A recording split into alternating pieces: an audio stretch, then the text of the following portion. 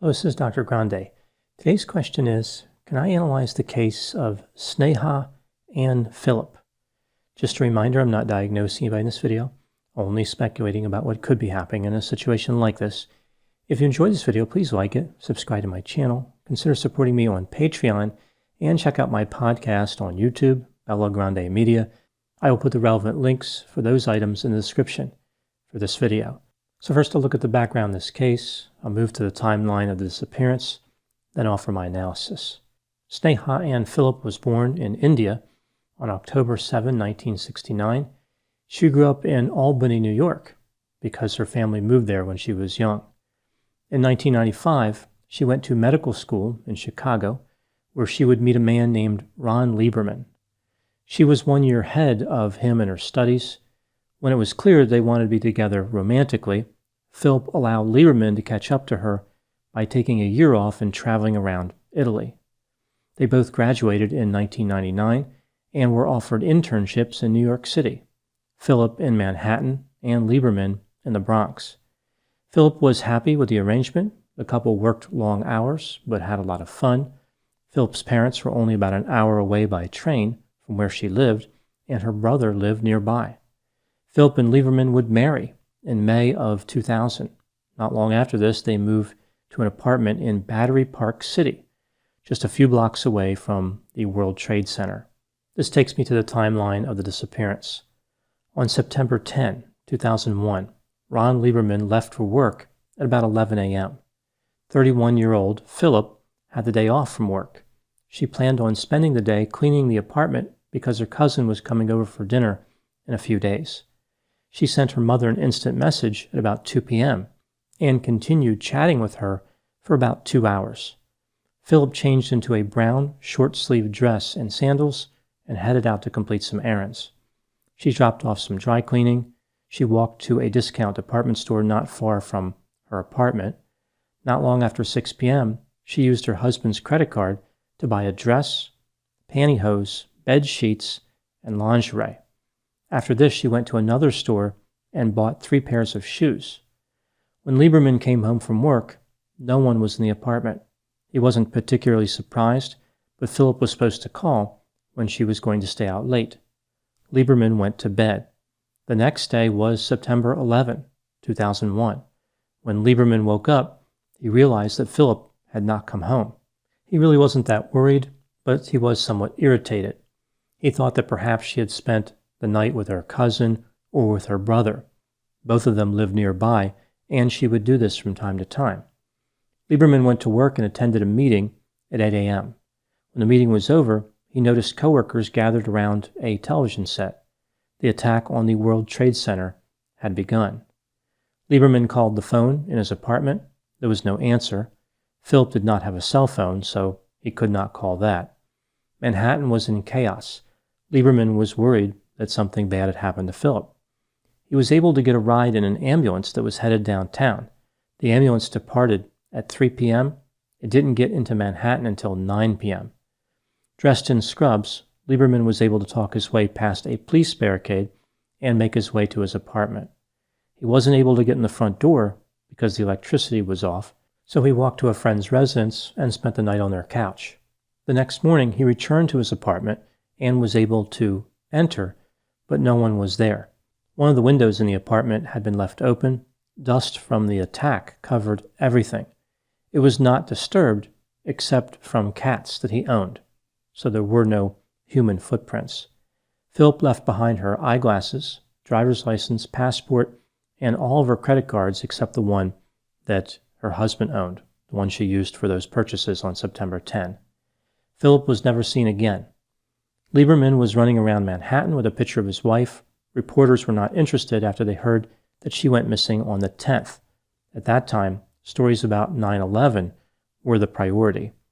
Lieberman called Philip's brother, John, and asked him to talk to reporters. On camera, John said that he had been on the phone with his sister during the attack. She told him that she couldn't leave because people were hurt. The last thing that she said to him was, "I have to help this person." In reality, John had not spoken to Philip for 2 weeks, but of course the media did not know that. The hero story is what they went with. Lieberman attempted to figure out the timeline for the 10th. He discovered that a store clerk in the shoe department at that discount department store had seen Phillip shopping with a friend. It was another woman who the clerk described as in her early 30s, dark-skinned, small, and possibly Indian. Surveillance cameras from another department captured Phillip an hour earlier looking at merchandise alone. Lieberman filed 2 missing persons reports. The police appeared content to go with the story that Phillip had died in the 9/11 attack. Lieberman hired a private investigator who interviewed a number of people and visited places where Phillip had been. The investigator recommended a psychic from Pennsylvania, who the family flew in. Here's what the investigation turned up. A call was placed from Lieberman's home phone to his cell phone at 4 a.m. on September 11. Again, he would have been home at that time, and in theory, Phillip was not there. Lieberman doesn't remember making the call, but he said he may have been trying to check his messages while half asleep. Security footage from the apartment building captured a woman who resembled Phillip in the lobby 3 minutes before the first plane struck the Trade Center. The woman entered the building, stood near the elevator, waited for 1 or 2 minutes, then turned around and walked out of the building. The woman was not carrying any bags, which of course Phillip should have been, as she had been shopping the day before. It was really not clear from the footage who the person was. Only a silhouette was visible. It could have been any number of people. Lieberman and other family members started believing in the hero story. Whatever bad happened to Phillip, it must have occurred on the 11th and not the 10th. In October of 2001, Lieberman filed a claim with the Victim Compensation Fund. Because the payout is dependent on potential earnings and age, a successful claim would have been worth between $3 and $4 million. The police conducted their own investigation, and now they weren't really sure about the whole hero story. Here's what they found. Phillip had been told by the hospital in Manhattan where she interned that her contract was not going to be renewed. Essentially, she had been fired. The hospital said that she had been late to work several times and had alcohol-related issues. The police found that Phillip had been depressed as well. Not long after being fired, Phillip ran into some problems with law enforcement. Phillip claimed that while at a bar, another intern grabbed her inappropriately. She filed a complaint. The police charged the intern, but after investigating, dropped the charges and filed charges against Phillip. Third-degree falsely reporting an incident, which is a misdemeanor. They told Phillip that if she recanted her false complaint, they would drop the charges. She refused, was arrested, and spent a night in jail. Something else changed after Phillip was fired. She started staying out all night with various people she met at lesbian bars. Her husband did not know about this activity. The police report indicated Phillip's brother John walked in on Phillip with his girlfriend. The two were having sex. Phillip had found a new job at a medical center in Staten Island. They suspended her because she missed a meeting with a substance use counselor. On the morning of September 10, Phillip appeared in court and pleaded not guilty to that charge of falsely reporting an incident. Lieberman accompanied Phillip to the courthouse. The two would get into an argument. Lieberman was upset because Phillip was engaging in bisexual acts and using drugs and alcohol. Phillip stormed out of the courthouse, leaving her husband behind. Given all these findings, in January of 2004, Phillip's name was removed from the official list of 9/11 victims. The logic was that she was known to be missing the day before. No evidence demonstrated she was alive on September 11. Later, the official date of her death was set at September 10, 2001. The Victims' Compensation Fund denied Lieberman's claim. The family disputed just about everything in the police report. They said that Phillip was fired because she was a whistleblower. She reported racial and sexual discrimination. The hospital denied that Phillip made any such claims. Lieberman said that even though Phillip had gone home with women she met at bars, no sex occurred. She spent nights with the women, but they would work on art projects, listen to music, and sleep instead of having sex. He recalled a specific incident where she met an artist at a bar and came home covered in paint. Lieberman would say, quote, "These allegations of her being bisexual are ridiculous," unquote. If Lieberman was correct about Phillip's activities, it would also stand to reason that she took taxicabs for the ambience, not to get anywhere.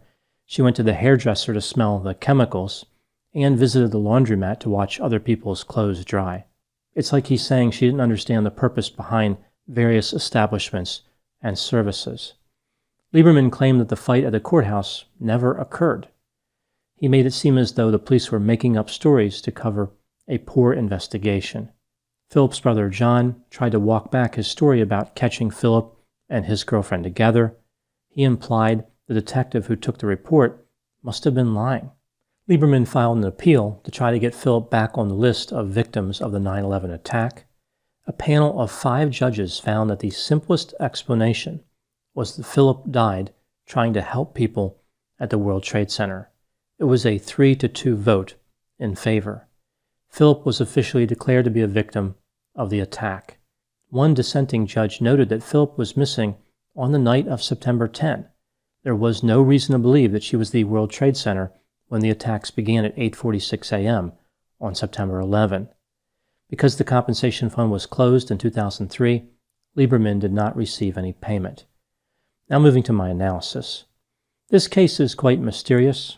There are many strong feelings on both sides. Some people say it's obvious that Phillip must have died in the attacks.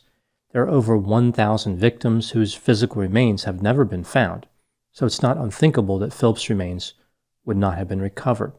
Other people say that she was clearly missing on September 10, and there is no evidence suggesting she was at the scene of the attack. So what do I think happened? I will go through the theories, and then I'll rank them from most to least probable. Theory number 1. Phillip brought an end to her own life in some manner where her remains were not discovered. Looking at the evidence in favor of this theory, we see that Phillip's life was in a downward spiral. She was depressed. She was using excessive quantities of alcohol. She was meeting up with random strangers for sex or to work on art projects and listen to music, but either way she was exposed to strangers. She had been fired from one job and suspended from another. Suspensions are often just a prelude to termination. Functionally, she had been fired from 2 jobs. One could argue that her career was on the brink of destruction. She had allegedly falsely accused somebody of a crime and was facing trial. Her court appearance, where she pleaded not guilty, was on the very day she went missing. We see a lot of stressors are coming together at the same time. It's a confluence of negativity, pain, and consequences for poor decisions. It may not have been particularly unusual for Phillip to be missing for a night, but no one saw her. There was no record of her being anywhere after her shopping trip. One other version of this theory would be that Phillip viewed the Trade Center attacks as an opportunity to die. She ran into one of the buildings to achieve that goal. Now looking at the other side of this theory, evidence against it. Just after 6 p.m. on the 10th, she bought a number of items that would not be needed if she was no longer going to be alive, like pantyhose, lingerie, and shoes. If this theory is true, where is her body? How did she do this in such a way where her body would never be recovered? Moving to theory number 2. Phillip was attacked by one or more unknown assailants. They murdered her and disposed of her body. Perhaps they used the chaos of the Trade Center attacks as cover. At any given time, there are 3,000 active missing adult cases in New York State. It's not unreasonable to believe that Phillip ran into a bad actor. Her lifestyle put her in contact with a number of unfamiliar people. Some of those people may have had ill intent. This theory explains why nobody reported seeing Phillip on the night of the 10th, and explains why her shopping bags are missing. Moving to theory number 3. Phillip decided to run away and start a new life. This is difficult to do under the best of circumstances. Why would she leave behind her eyeglasses, passport, driver's license, and credit cards? Although one could argue that the eyeglasses would be the only object of benefit, as using the other items would lead to people thinking she was alive, and therefore defeat the purpose of running away. Theory number 4. Phillip spent the night of the 10th with a stranger who, for whatever reason, never reported being with her. On the morning of the 11th, Phillip walked near the World Trade Center.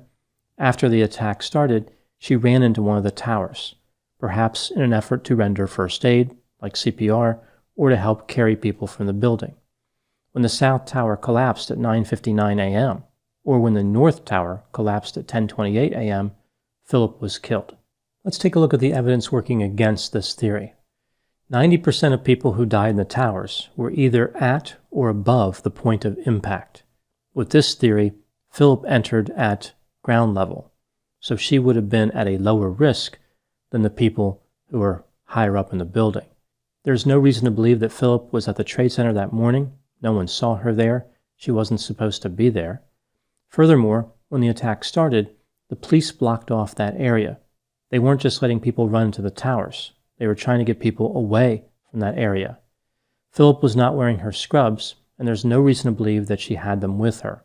Therefore, the idea that she talked her way past a barricade seems unlikely.